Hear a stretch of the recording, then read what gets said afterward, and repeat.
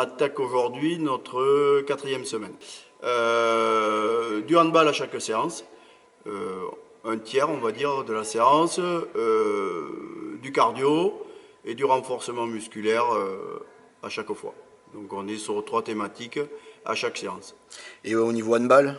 Et au niveau handball, on en fait tout le temps un petit peu. Alors des petites relations, des choses, des jeux, mais on touche le ballon, les filles touchent le ballon à chaque séance depuis le début. Alors l'effectif cette année, il y a 6 arrêts de joueuses, il y a 7 nouvelles joueuses dans l'effectif. Ces recrues, sur quel niveau elles ont joué? Donc on a 3 joueuses qui arrivent de Saint-Médard, donc qui étaient au niveau pré-national la saison dernière. Il y a une joueuse qui arrive de Pessac qui était en moins de 18 et qui s'entraînait avec la N3 la saison dernière de Pessac. Après on a une moins de 18 championne régionale de l'année dernière qui monte, qui passe première année senior. Et après on a Alicia à l'aile droite qui a fait une saison et demie à Mios en N3 et peut-être en N2. Je ne vais pas dire de bêtises, et Clémence qui a joué, alors qui n'a pas joué depuis 2 saisons, et qui a fait une saison à Granville en N2, et 3 matchs en N3 à Colombelle. Et donc du coup ça fait un groupe plus étoffé, plus construit? Alors l'année dernière on était 18, cette année on est 19. Donc dire qu'il est plus étoffé, je dirais que c'est pareil, mais la grande nouveauté cette année c'est que on change plus d'un tiers de l'équipe. Le projet de jeu, ça va être que les filles apprennent à se connaître, tant sur le plan défensif que sur le plan offensif, que les relations se fassent.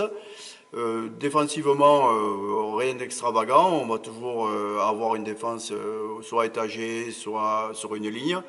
Et après en attaque, j'ai envie cette année que chaque nouvelle joueuse nous amène, même si elles sont jeunes, elles ont une vingtaine d'années, mais nous amènent un peu leur savoir-faire, leur vécu, et sans changer l'ADN de l'équipe, c'est-à-dire une défense forte et un jeu sur grand espace.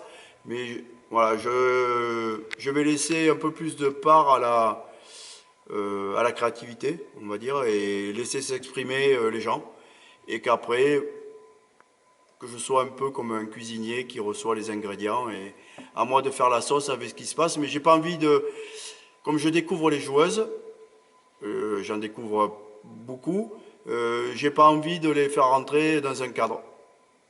J'ai envie de moi rentrer dans leur cadre et que ça cadre avec tout le groupe.